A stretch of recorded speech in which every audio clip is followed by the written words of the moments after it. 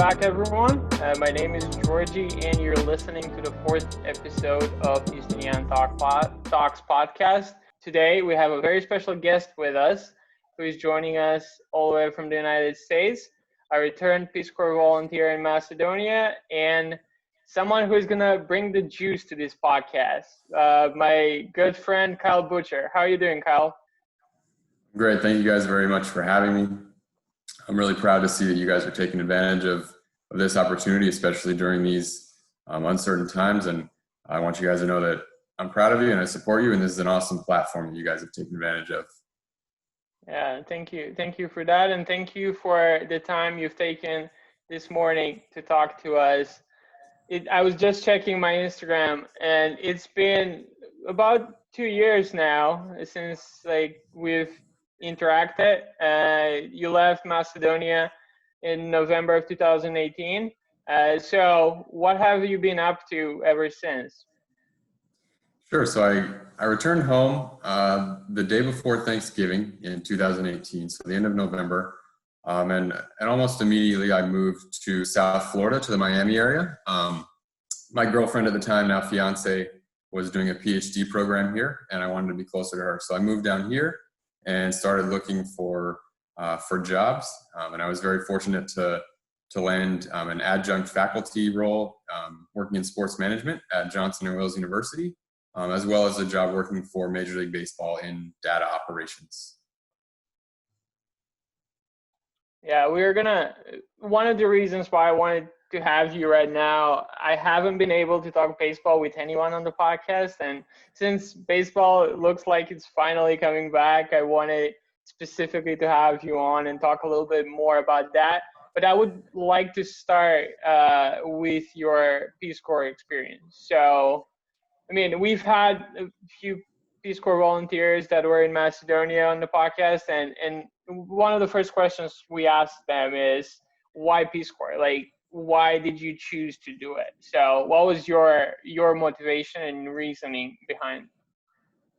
Absolutely. So after I finished grad school, I had the opportunity to do a backpacking trip through Europe with one of my best friends. And up to that point, I had never traveled, but traveling gives you an interesting perspective. You learn a lot about yourself. You learn a lot about where you are, and I couldn't get enough of it. So after I got home from my backpacking trip, I applied to Peace Corps. I didn't know how long it would take. I didn't know where I was going to go. But around the same time I applied, I have a cousin who served in Peace Corps Thailand, and I was able to visit her. And we were able to travel all throughout Thailand, and we were able to see her community, her village that she lived in. And it was amazing and inspiring to see the work that she was doing, the obscure language she was speaking, the people she interacted with. And all the amazing work that all Peace Corps volunteers do, not only in Thailand and Macedonia, but around the world, is awe-inspiring. And I knew that at that point that I really wanted to be a part of Peace Corps and to commit to it. And so once I applied, it was over a year from the time I submitted my application to when I departed for Macedonia with the group of MAC 21s. I think our group was 49. And they're the most amazing, patriotic, smartest people I've ever met. And it was a humbling experience, life-changing, absolutely. I just feel very fortunate to have been in the position to serve as a Peace Corps volunteer, to meet you guys, to serve my community in Kriva, Palanka, and to do all the great work that we did with my local counterparts, but also to support all my fellow volunteers.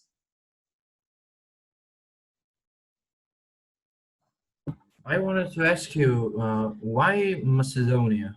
From all of these countries in the world, why Macedonia? Sure. So about 5 or 6 years ago, Peace Corps changed their application procedures. So up until about 5 years ago, Peace Corps could send you wherever they want. And that was irregardless of your qualifications. So we were speaking about my cousin. She applied for Peace Corps in, I want to say, 2013. And she majored in Spanish in college. She studied abroad. And so she figured, okay, they're going to send me to South America because I'm fluent in Spanish. And they sent her to Thailand. So Peace Corps recognized that might not be the best policy not only for recruiting volunteers, but for retaining volunteers once they get to their countries of service. And so when I was speaking to the Peace Corps recruiter in my community back home in California, she explained that I was going to be matched with a country based on my qualifications. So I had finished grad school. I have just a business degree, and I had some working experience. So she said, okay, you'll be what's called a community development volunteer. And Macedonia had a need for specifically community development volunteers. And so when I applied, Macedonia was put at the top of my list. And once I was accepted to the Peace Corps Macedonia, I quickly accepted. And for about 8 months, I knew that I was going to Macedonia, so I could attempt to prepare accordingly. Yeah, so you land in Macedonia, you land in Skopje with all the other Peace Corps volunteers that you're serving alongside with. What's your first impression? It was really a whirlwind. We did our staging, as Stephen mentioned a couple episodes ago. Peace Corps is very interesting. We do our what's called staging. So everyone gets together for 2 days in Washington, D.C., and then we all fly together to Macedonia. So we flew from Washington, D.C. to Vienna, Austria. We had about an hour and a half layover, and then we flew into Macedonia. Our flight was pretty turbulent for a number of reasons. And so not only were we trying to adjust to getting to know each other, but we were flying halfway around the world. None of us had slept. And so we landed in Macedonia, and we remember it was really hot, and we had all of our luggage, literally carrying our entire lives with us because we were preparing obviously for 2 years of service. And we get onto a hot bus, and we're all wearing dress clothes because the media was there filming. And so as soon as we get on the bus, we're all exhausted. We're sweating through our clothes. And then we were taken to Tetovo for a week of orientation. But when we arrived in Macedonia in September 2016, we noticed that, we really realized that the damage that the floods had done in I believe June and July of that year. And so we're driving to Tetovo, and the bus is going up like onto these hills, going off of the freeway, tipping sideways, and there were a bunch of potholes because the roads hadn't been repaired yet. So we're hot, we're sweaty, we're exhausted, we're really tired, and then not to mention, that we're trying to figure out what is going on because the bus is going up on the embankments. And so we arrive in Tetovo, and it's a week of icebreakers, of orientation, getting to know Peace Corps staff, getting to know our fellow volunteers. We also started language training, which, as you guys know, is a huge part of Peace Corps. I guess that in hindsight, the turbulence and the rough road to Teto was kind of a model for what is a lot of service, because I think from the MAC 20s up until right now, all Peace Corps volunteers have been placed in a very specific situation considering the development in our country as well. But how was after you rested in Teto, how was the orientation and later the PST? The orientation was fast, and we were very controlled. So we were all, of course, excited to be there, but we didn't speak the language. We really didn't know where we were. And so we weren't allowed to leave the Woodrow Wilson School where we were, which in hindsight was a good idea. And so it was a very fast week of orientation. And then we were all assigned our Peace Corps training sites. So we were split up into, I believe, 7 communities. There are 49 volunteers. And so the community that I was selected for was Nikola, which was primarily made up of community development and special needs volunteers. We were all placed with host families that had volunteered to host all of us. And then every day for 2.5 months, all 14 of us would go into we call it school. We would learn Macedonian for, I believe, 5 hours a day in the morning, go home for lunch, and then go back later for technical sessions. So to learn cultural aspects of service, as well as what they call technical training. So what we can expect based on our jobs and what to expect, how to really understand the context of Macedonia and how we can serve our communities best by building relationships with our counterparts and community members in order solve the problems that our communities faced. And like for me, one of the questions I wanted to ask you, because like from like my memory, and I think it serves me well, like you're Macedonian, and like I think you were able also to learn Albanian as well. Like your language like skills compared to some other Peace Corps volunteers that I've met over the years have probably been like the best. So how did you achieve that? Like how easy was for you or hard was for you to learn totally new language, and two of them even? Yeah, absolutely. There are a few things. I'll preface it by saying that language learning is not easy. If you're younger, I'd like to think it's easier for you to learn languages. If you already speak more than one language, it's easier for you to learn additional languages. In my case, I had never formally learned a second language, and so Macedonian was really my first time formally learning another language.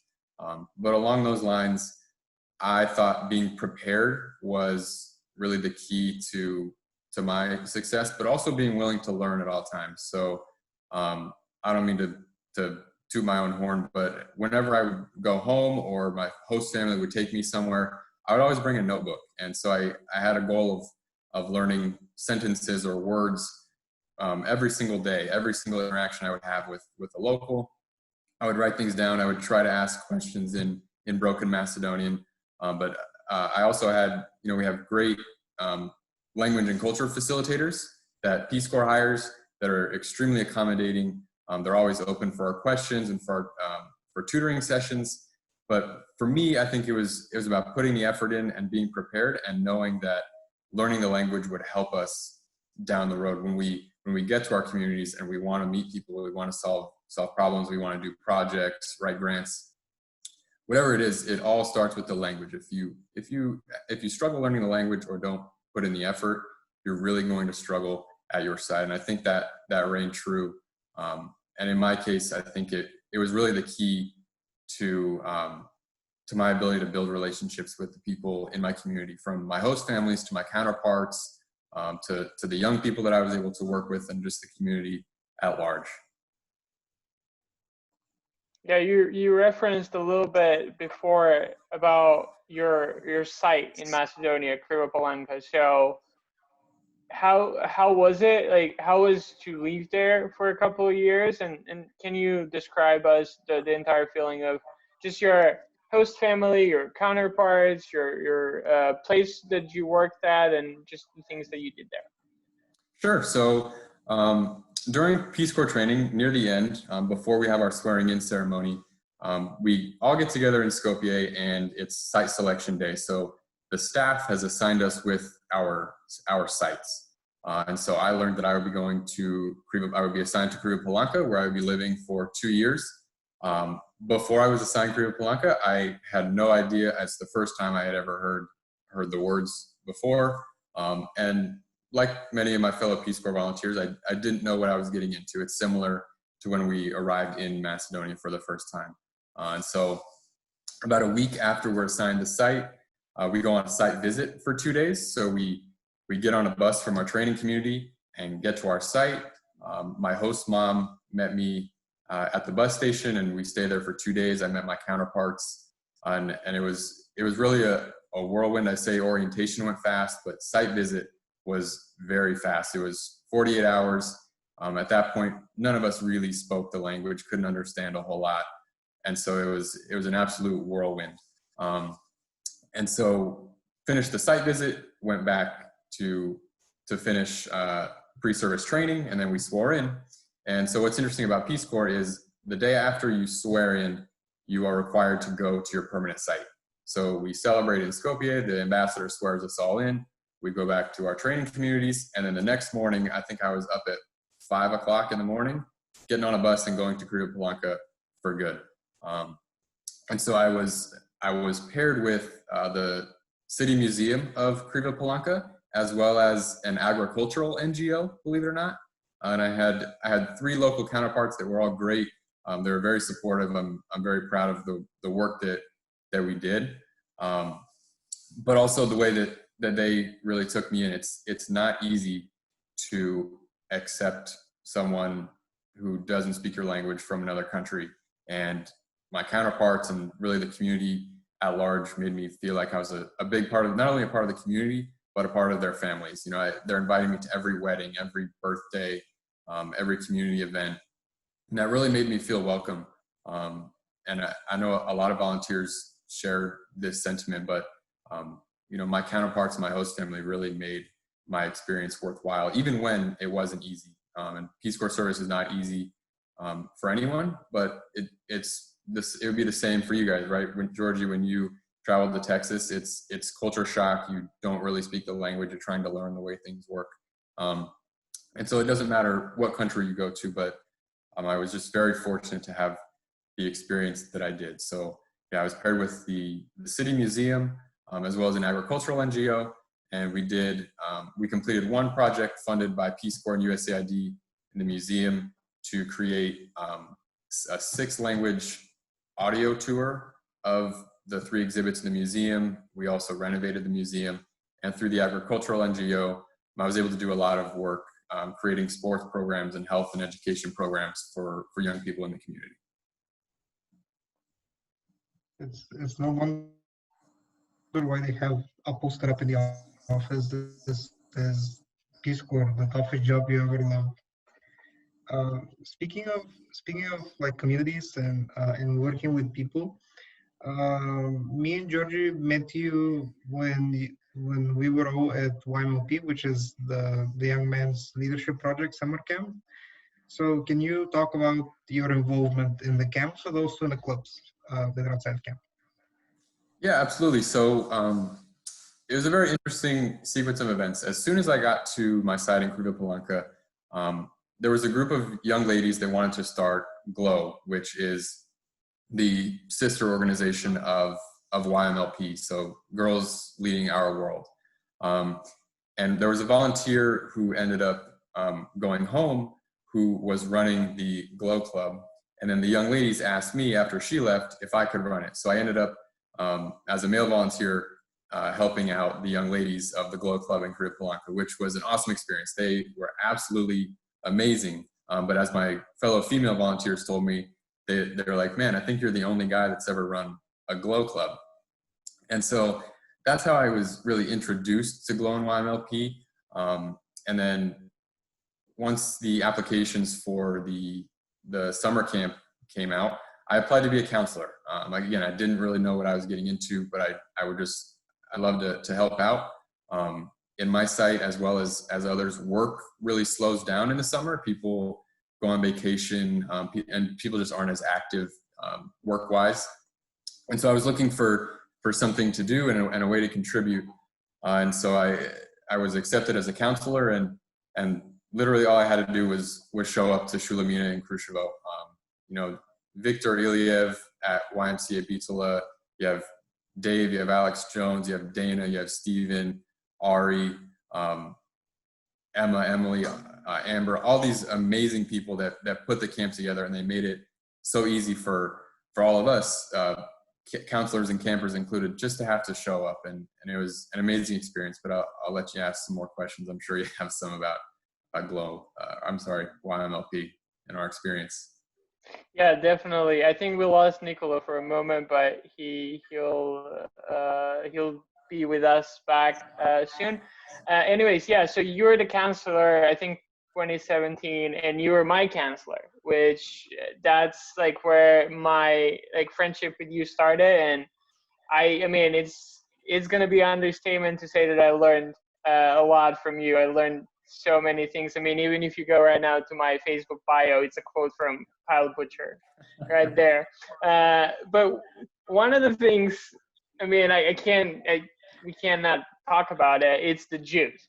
Apart from just orange being our color on that camp, just can you tell me and tell our audience, I know already, what exactly does the juice mean, and who has the juice and how do you get it? Sure. I like to start with my first impressions of camp, though. It is an English language camp, both for the young ladies and the young men. And in Kriva Palanka, there weren't a lot of people that I could speak English with. And so when I arrived at camp and I hear Georgie, you and Nikola speaking not only fluent English, but highly academic, technical English, I was absolutely in awe. And so it really energized me to go beyond what I thought my role was. And so I think we'll get into it. That week I mentioned a lot about controlling the controllables, right? Food was pretty scarce that whole week. There were long, hot days. And so I talked a lot about always controlling your attitude, energy, and effort level, things we can control, right? We can't control the weather. We can't control whether the cafeteria is going to have enough food for us. We can't control that our backs hurt from sleeping outside. And so I really drew inspiration from you guys, from you young men, 14 to 18 years old, going to a part of Macedonia where I'm sure none of you had been, camping outside for the first time, doing all these outside activities, and it's really nonstop, right? It's 5 a.m. to midnight for 7-8 days straight. And I was just so in awe of you guys, and I was so inspired. And so once I was assigned my team, we had 8 teams, I believe. I was the orange team, and I don't know who came up with it, but our name was the Juice. And from there, I really think I and everyone else improvised. There were some creative names, but we tried to find different ways to draw inspiration from the name of our team, as well as the group of guys we had. I remember back in 2017, our team in particular went through some difficulties, right? We didn't have a full team to begin with. A couple of campers were having some difficulties. And so I felt like it was my role really to bring the energy every day, right? I'm up before everybody else. I'm going for a run. I'm getting everybody up. Hey guys, let's go eat breakfast. Let's make it a great day. Let's go to class. Let's be on time. Let's do these very small things that add up to really making your experience at the camp. And Georgie, you sing my praises a lot, and I'm just so proud of the way that you conducted yourself. Not only then, but everything you and Nikola and all the campers have accomplished. I'm just in awe of you guys, and I'm so proud, and I'm happy to have played a very small part of it. Yeah, I've been to camps beforehand, but that was like my first Macedonian camping experience, and it wasn't anything Macedonian about it, which is kind of like the way I liked it, but it definitely equipped us to go back to our communities and just do a bunch of different things, whether that's, helping out with service projects, or, even this is kind of some sort of a product that comes out of YMLP. Nikola and I would have never met if it wasn't for YMLP, and like with you guys as well. And you mentioned all the people that have been like instrumental to these camps running, and we've had some of them. We're planning on having like a lot more of them on the podcast and talk about the camps and just like everything that YMLP and GLOW stand for. But everything you said about the camp, I couldn't agree more, and we could probably spend another hour talking about all the different experience that we had there. But you were also integral part of what happens after camp. So can you tell me a little bit more about the clubs? Because if I remember correctly, you were also a coordinator for an entire year of the clubs that YMCA helps put out all around the country. So camp's over, what's next? Yeah, absolutely. So camp is an awesome experience, but what Victor at YMCA and the Peace Corps volunteers that really organized the camp really did a good job of is the follow-up, right? So your camp experience doesn't end at camp. And so I was also a clubs coordinator. I really took a backseat to Amber and Emily the whole time. They really did a great job and made it easy on me. But we also wanted to find a way to support, I believe at the time we had 24 clubs around the country. So finding ways to to help you, solve problems in your community based on the experiences you gained at GLOW or YMLP, right? You learn how to solve problems. You learn how to interview. You learn how to meet with government officials, how to start a project, how to build coalitions, bring people together. These very important aspects of life when you want to start an NGO, when you get out of college, if you want to get into community service or public service, that really set you apart from everyone else, just having been to camp. And so we wanted to help, our goal was to help all campers and club leaders around the country continue to apply those skills and experiences that they learned in camp. So you guys did some amazing work in Strumica, getting close together. Closed donations. In Kriva Palanka, we did a couple of very small agricultural projects with the GLOW girls, and so it's all about getting your foot in the door, so to say, but gaining some experience solving problems, so that once you guys are done with college, you have this awesome experience that you can immediately apply to your communities, to your country, and wherever you go. You guys are ready-made leaders, and you're prepared, to lead businesses, to lead teams. To lead organizations, public service organizations, civil service, whatever you want to call it. But you guys, after your camp experience that you put so much into, you invest so much into it, you're ready to lead immediately. Yeah, no doubt about that. Definitely. Yeah, let's shift gears a little bit here. And you mentioned it a little bit when you talked about Kriva Palanka and your time there, but I want to touch down a little bit more on like anything you did there connected to sports. And there's even a Peace Corps article that's out there. Everyone can read it and like go into more in what you did there. But can you tell us a little bit more about your experience with sports in Kriva Palanka? Sure. So the majority of my background is in sports. I played baseball in college. I worked as a scout for a season after grad school. I've had some experience doing athletic training and things of that nature. And what I thought when I got to Peace Corps was that I would leave all of that at home and I'd be learning totally new skills. But what I learned once I got to Kriva Palanka is that the skills and experiences that I had were really valuable and could be really impactful. And so when I looked at the needs of the community and as well as the resources, which Peace Corps does a really good job of in training, is helping us help our community members.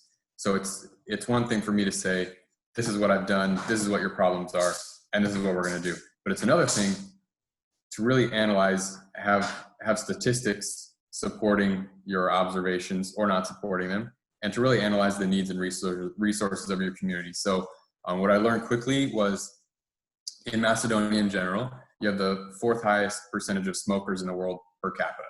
So we know that public health and access to health services are generally low, especially in Kriva Palanka, where we have a pretty old hospital, for lack of a better term, and people just don't have access to healthcare. And so not only do people not have access to healthcare, but in Kriva Palanka specifically, it's the least developed region of the country. So we know that the median income is about $100 a month, and that between 50% and 67% of Macedonians are only able to eat one meal a day. So in my mind, developing health and education programs throughout my service was really, really important. And so what we were able to do is I was able to partner with 3 informal organizations, sports organizations, and these people really wanted to be coaches and to give kids opportunities to get healthy, but also to get good at their sports. So I partnered with the local basketball organization, the local ping pong organization, believe it or not, and karate. And so what we ended up doing is leading. I would lead athletic trainings with the coaches. every day, 5 days a week, really for my entire service. I did this for 20 months. I was in Kriva Palanka for 24. And so it was a lot, but it was very impactful. And so in addition to organizing tournaments and games and competitions, each and every participant was able to complete athletic trainings more than once a week.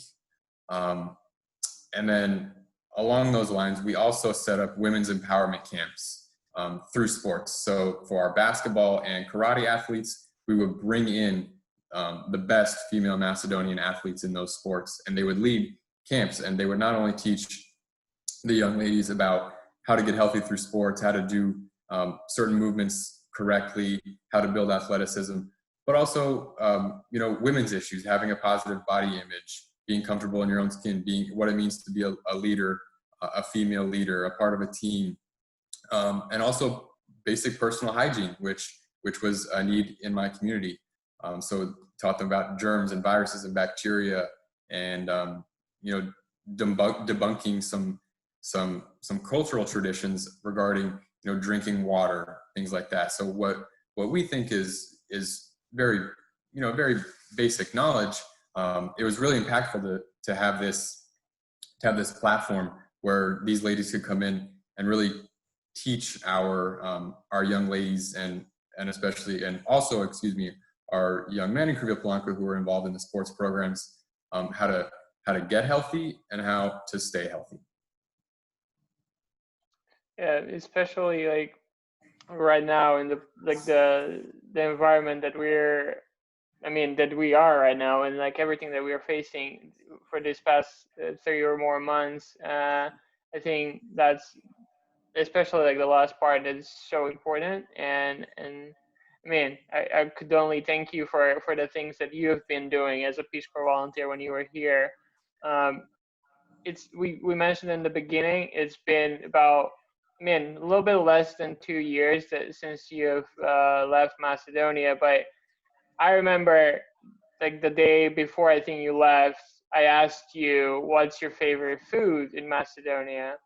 So along those lines is, what do you miss the most from Macedonia that you don't have right now in the US? Absolutely. I miss connecting with the people. I was really fortunate to have great host families, not only in Nikola and training, but at my permanent site in Kriva Palanka. These, in reality, my host families did not have a whole lot in the grand scheme of things, but they would give anyone the shirt off their back.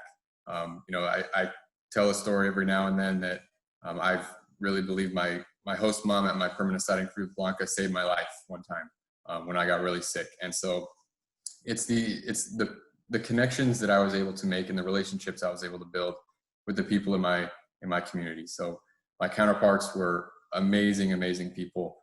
The young people like you guys, the kids in my community that I worked with, doing sports programs, or when I would drop into their classes at school, or even just reminiscing about camp and YMLP and working with the young ladies at Glow.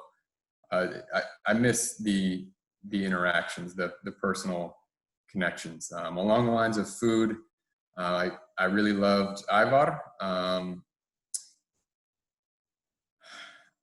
I would put it on anything. It's like ketchup in the United States. You put it on everything, and that's exactly what I did. Some of the other foods I miss escape me right now. But also Macedonia has really good wine. I don't usually indulge too much in that, but I think it's really interesting to see the wineries popping up all over Macedonia, the homemade wine. It was really interesting to see as I learned more about Macedonia and traveled around Macedonia. The little communities, the little businesses that are really unique, and it was just a very interesting experience overall.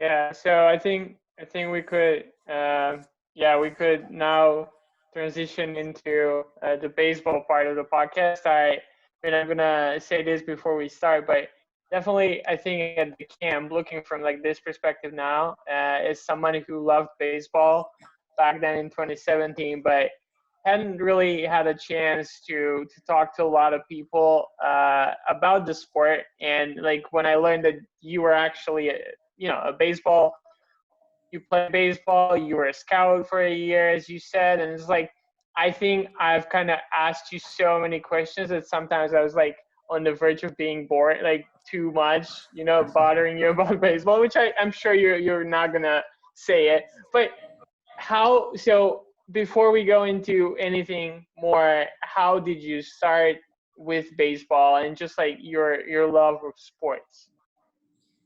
Sure. So I started playing organized baseball when I was 2 years old, and that's just what I did. I specialized in baseball. Not saying I was that good, but it was the only sport I played. And so I played in high school. I played in junior college in California, and then I played in Division II at Lynn University in Boca Raton, Florida. So it's about an hour north of Miami. And so in the United States, if you play in college, you have 4 years of eligibility. So I played 2 years at junior college and 2 years at Lynn. And, working in baseball was a dream for me. It's what I always wanted to do. And so after I finished school, my dream job was to work in a scouting department for a team. And so I was able to land more of an internship as a scout for the Toronto Blue Jays in 2015. And then it was after that season that I realized I could use the skills and experience that I've been very fortunate to gain in another way. And that's that's part of the reason why I joined Peace Corps. And then, once I arrived in Macedonia, I realized, man, sports is a really good opportunity and skill set to have in Macedonia, as I mentioned, when you're creating sports and health programs. I also, at YMLP camp, I was able to lead a baseball class, and that was a lot of fun. We even got the U.S. ambassador to Macedonia, Jess Bailey, to come play with us, and he's an amazing athlete himself. He was a switch hitter, and their legend is about him running through Skopje. And so, just baseball's presented so many great opportunities for me, and it was really awesome for me to be able to give back in a way. Yeah, and now, like, I doubt Dimitar or Nikola would be interested in this question, or not, or a lot of people for that matter. But can you tell us what is happening with baseball right now? And just like I mentioned, like the moment that we're recording on the 30th, tomorrow should be, or tomorrow is July 1st, should be like the official start of the season, hopefully, with the spring/summer training. So as someone who is working still in that field, and can you tell me like what exactly is happening and what do you think would in terms of baseball, MLB baseball? Sure. So all the teams are scheduled to report to their home stadiums July 1st. I believe that's tomorrow. And they're planning an opening day on July 23rd and 24th. All the teams are scheduled to play 60 games. So 40 divisional games, so teams essentially in their region, and 20 interleague games, so teams outside of the region or in a different league entirely. There are some new aspects to this season. There's what's called a universal designated hitter. So the pitchers in the National League usually bat, but in this case, this season, the pitchers are not batting, so a position player would take his place. It's going to be very interesting. I think a lot of things are contingent on the outbreak, especially because we're seeing the outbreak is really taking hold in a lot of densely populated, areas. especially here in Florida and in Miami, which seems to be the new epicenter of the pandemic. So I think there's a lot that we are going to learn in these next few weeks as far as viability and whether a season will actually happen. But Major League Baseball is preparing for a season. And so it's going to be really interesting to be someone in the stadium working, because all the stadiums will be empty. There are no fans allowed. It's only going to be team players and personnel and Major League Baseball staff. So it's going to be pretty weird walking into an empty, quiet stadium and being able to hear the players on the field and every crack of the bat and every interaction that they have. But Major League Baseball put out, I believe it was a 101-page plan as to what they'll be doing. So players and personnel will be tested every other day. The players are going to receive temperature and symptom checks twice per day. They're going to try to practice social distancing while everyone is on the field. There's also some quirky new regulations, like if a manager wants to argue a call, they're not allowed to get within 6 feet, or they're not supposed to get within 6 feet of an umpire. So they're really taking unsportsmanlike conduct very seriously, which is, I think, a good idea. The quirkiest one is they're outlawing spitting. So no players are allowed to spit anywhere on the field or near the stadium. Pitchers are allowed to carry a wet rag in their pocket as opposed to licking their fingers or spitting on the ball.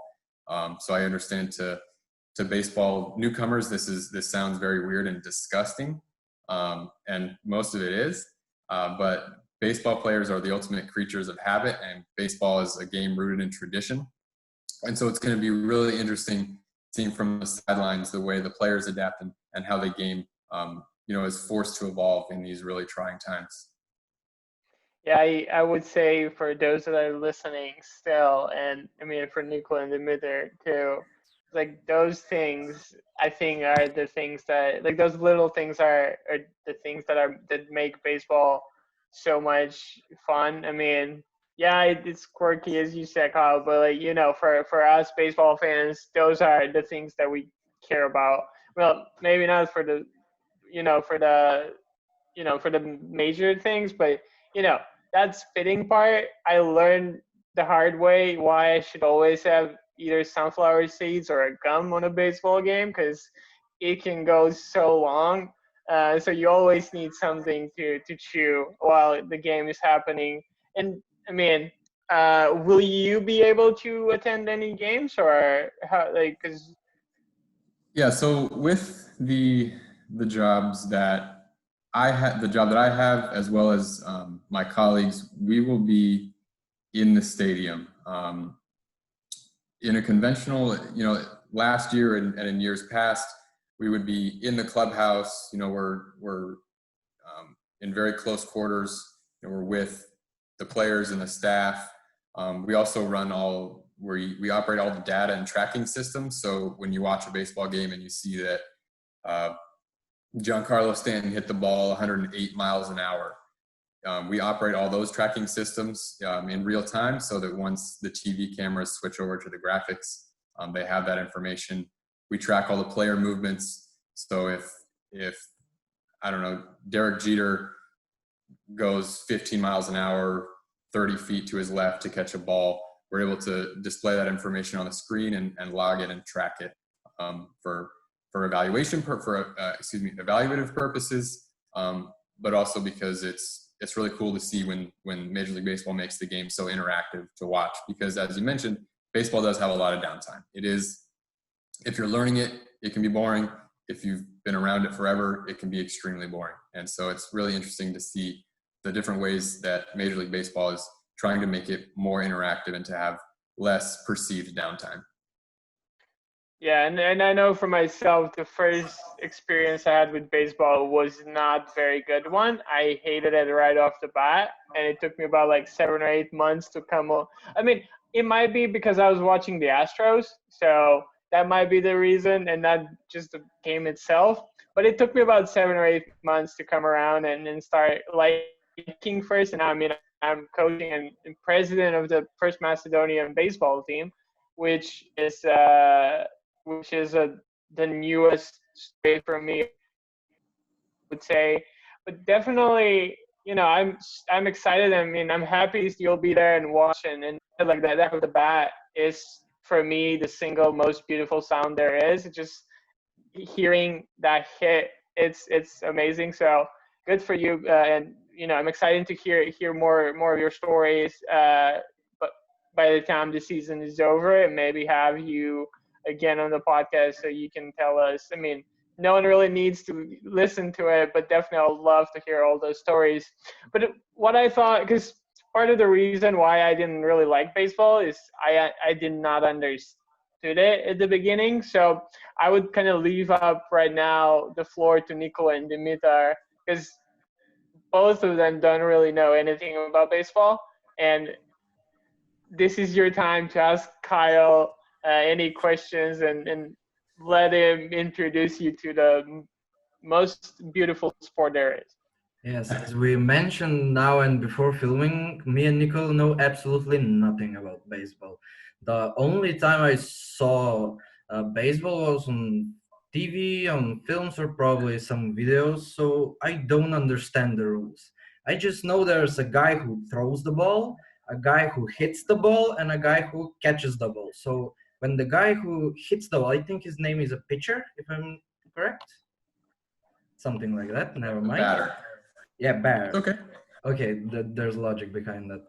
When he hits the ball, he starts running. So what's the point in running, and does he score something with that?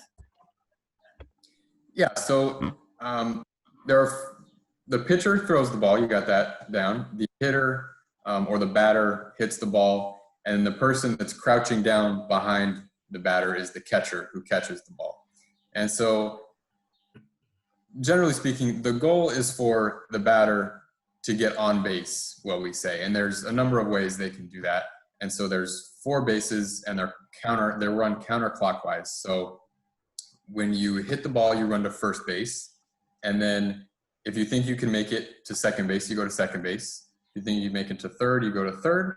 And if you think you can make it all the way, you run what's called home. And it's called home because it's shaped like a house, the base where the batter is and where the catcher is crouched behind. And so if you make it all the way around the bases, you score what's called a run, or in any other sport, it'd be a goal or a point. And the goal is to have more runs than the other team at the end of the game. So, like, my question, like, as far as the rules, I think Gjorgi has educated me enough, like, on the basics, and with a little bit of electives at YMLP. But, like, my question is, like, why baseball? Of course, it's called America's pastime, but, like, who and why baseball? Yeah, I think, first of all, organized baseball has been around in the United States since the 1870s, I believe. So when I say it's deep rooted in tradition, it's true. It's just been around for a long time. Baseball was, I believe, adapted from a British game called Rounders, which then became what's called town ball, which are just more primitive versions of modern day baseball. But along those lines, from 1870 to the early 1900s and into the late 20th century, baseball has really evolved. You have different eras. You also have the advent of technology, where there's better equipment. There's better the players are able to perform at a higher level, because when baseball first started, it's construction workers, it's mill workers, steel workers that would go play after work, and they would make these professional leagues and make them into what they are today, where it's full-time and year-round. And then you have the field dimensions, which have also changed. Instead of open pastures, you have these really expensive, huge stadiums that also help with the performance of the players, but also the ability of Major League Baseball to market their on-field product and to advertise, which of course gets more views and more revenue into the sport so that it can invest in community programs, in developing sports in inner cities, which is a big initiative of Major League Baseball. And now we're seeing Little League around the world. Gjorgi knows very well, but there's Little League baseball on 6 continents, I believe now. Every year you have a team from Ukraine that comes to Williamsport, Pennsylvania to play in the Little League World Series. You have a team from Africa. You have teams from the South America and the Caribbean, and then of course a number of American teams. So it's deep rooted in tradition, but also baseball has been very good at adapting and evolving. Yeah, and I'll go with the romantic answer to Nicola's question. And I kind of borrowed this from my coach back in Texas, Coach Greer, when I asked him this same question at the end of the season. He told me that baseball is a lot like life. I don't know how much you guys know, but in baseball, the best hitters, the guy who hit the ball, they barely hit 3 times out of 10. And in every sport, in everything in life, 3 times is fail. But in baseball, you're at the top of the mountain. Like if you hit 3 times out of 10, you're one of the best players in the league.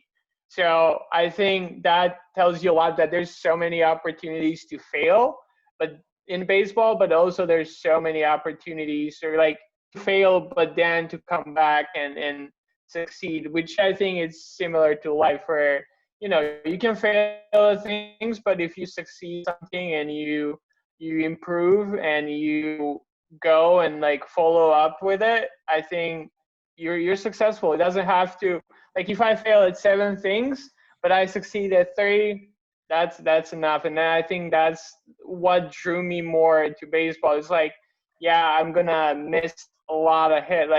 I'm gonna swing and miss a lot of times, but the time I'm gonna hit, maybe he's gonna win the game, and that's what matters at the end. So I think that's kind of my romantic approach in baseball, is why this sport. But yeah, can you tell us, Kyle, a little bit more about, we mentioned about how baseball can get boring. So baseball is one of the few sports that don't have time. There's no limited time. You can go along for a long period of time. And can you tell us a little bit more about that, and kind of connect it with the new rule that MLB has for this season for the extra innings? Yeah, absolutely. Touching on what you just mentioned very eloquently, baseball is very much like the game of life. I mean, it's called the game of failure. So, pitchers, the guy throwing the ball, Dimitar, if they're really good, they throw a strike 6 out of 10 times. And conversely, the hitter, if they're really good, they're only successful 3 times out of 10. So it's the game of failure.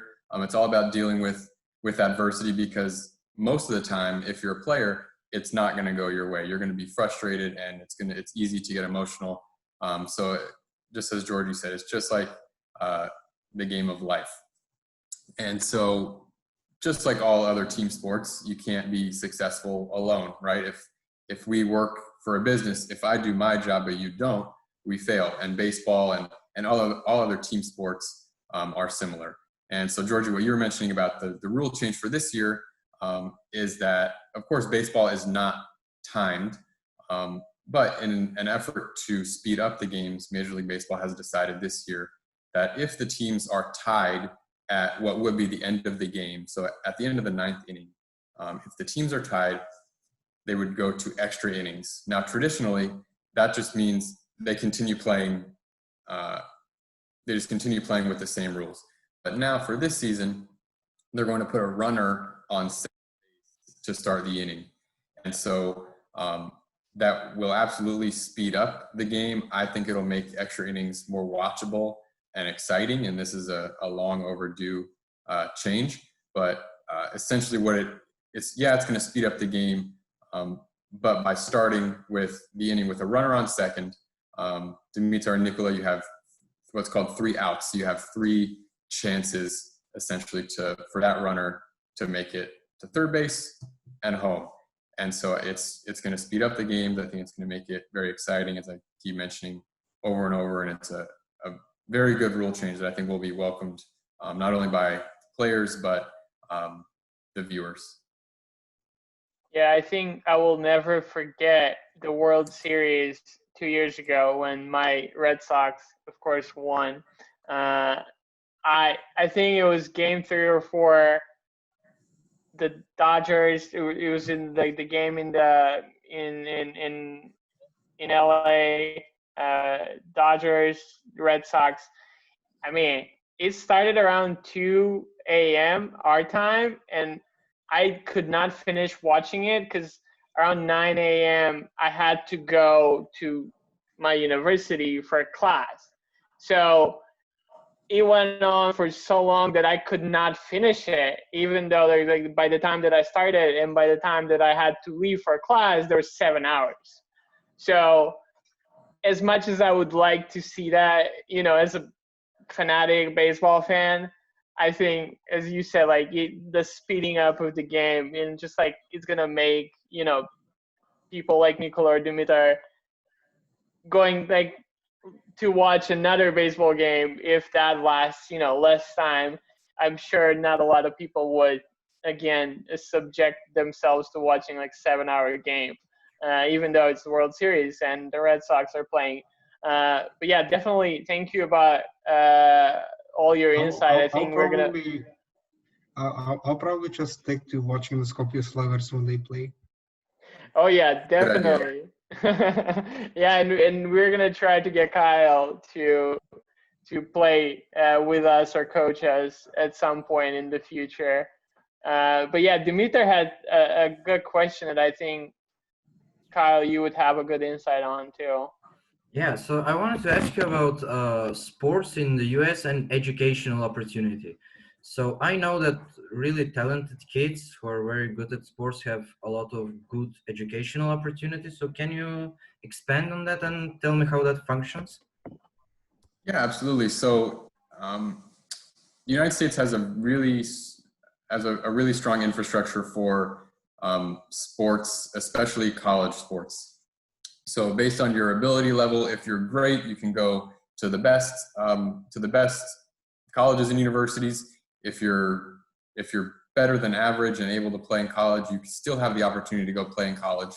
And there are a lot of opportunities for what we call student athletes to get scholarships to go to school in order, essentially in exchange for playing their sport at a high level. And so we have Division I, Division II, Division III, what's called NAIA, and there's divisions within that.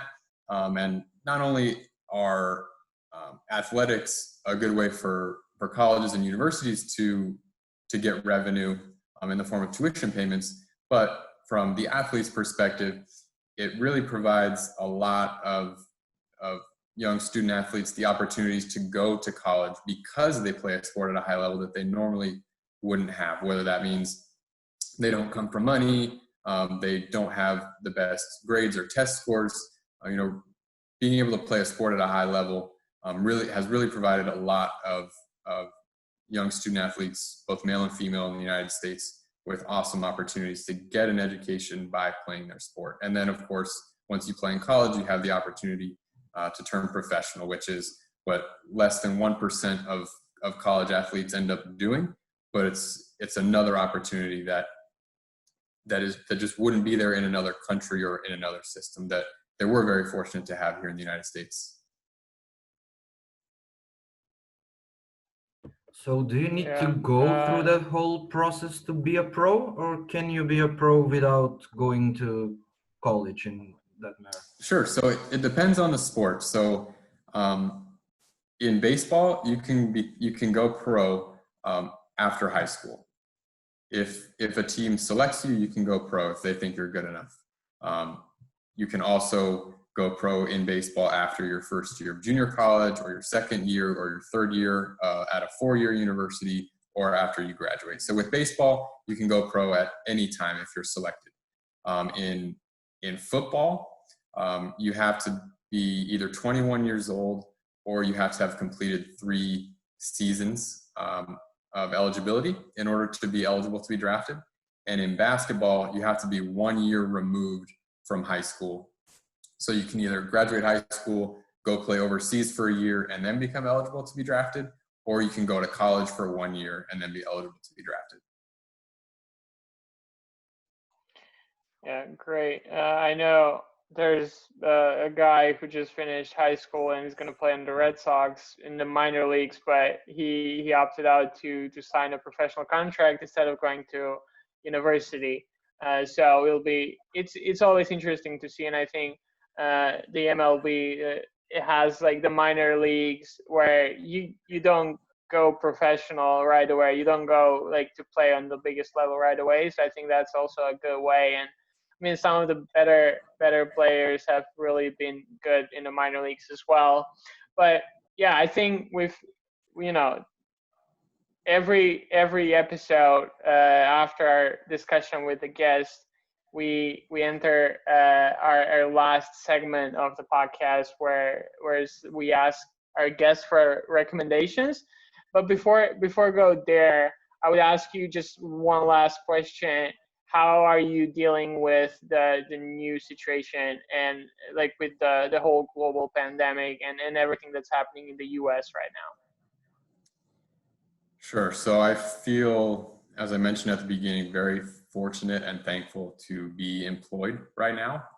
In the United States, close to 50 million people have filed for unemployment. So every day I'm more and more in the minority in that I am employed. So I am thankful for that.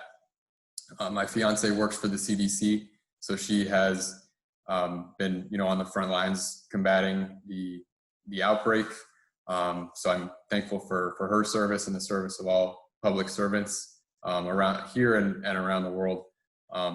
So I'm just fortunate to be in the position that I'm in so far. As you guys know, I'm sure Florida has become the epicenter of the outbreak in the United States. So what we say today may totally not apply tomorrow. And so, yeah, I just can't say it enough. I'm just very thankful and fortunate to be in the position that I am. And I hope that all of you and your families are staying safe and healthy. Thank you. So with that, what do you have to suggest us from books, movies, TV shows, or just hobbies that we can pick up while we spend most of our time in quarantine or at home?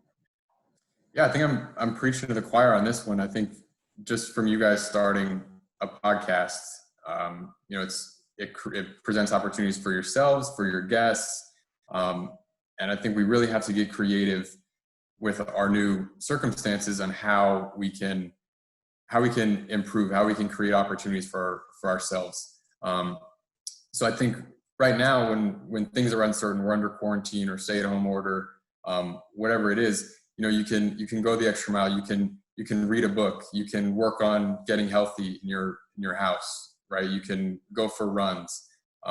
There are things that we can absolutely do to improve both our health, our knowledge, our experience. This is the time really to focus on that when everything else, of course, is very uncertain. I think now what we're seeing in the United States, we would really benefit from watching episodes of Anthony Bourdain's shows, where you learn about traveling, about walking in other people's shoes. And Anthony Bourdain is someone that inspired a lot of people just to join Peace Corps and to travel. And I think, learning new perspectives and learning about the way the world works in countries other than your own is really important now, as we see, people really becoming more reserved or hesitant to make the connection with someone who doesn't look like you, who isn't from your community or your country. I think it's really important that we all form perspective and try to go the extra mile. So I would recommend everything that Anthony Bourdain has ever put on TV. But yeah, I mean, we can read, we can get healthy, and these circumstances are obviously not ideal, but we can still improve ourselves and our communities. Could not agree more. And with that, my very last question would be, who's going to win the Major League Baseball this year, the World Series? Man,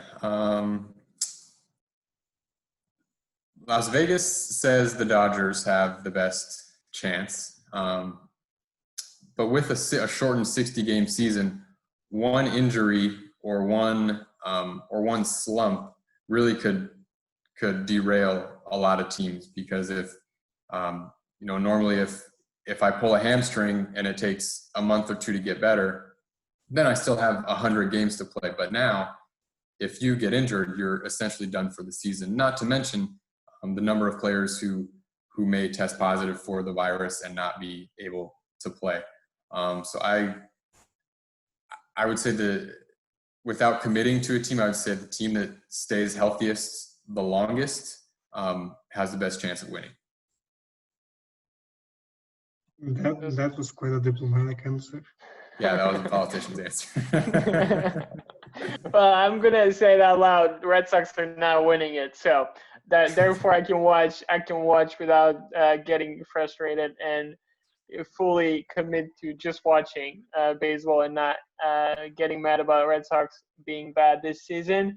But yeah, thank you so much for spending this hour with us and just allowing us to pick your brain and share, and for you to share your experience with us and our listeners about Macedonia, Peace Corps, and everything that's happening right now. And hopefully we can get you on a podcast while the World Series is happening and you're letting us know how it is to be inside of a baseball park when no one's allowed. So thanks again, and stay safe, and hopefully talk to you soon.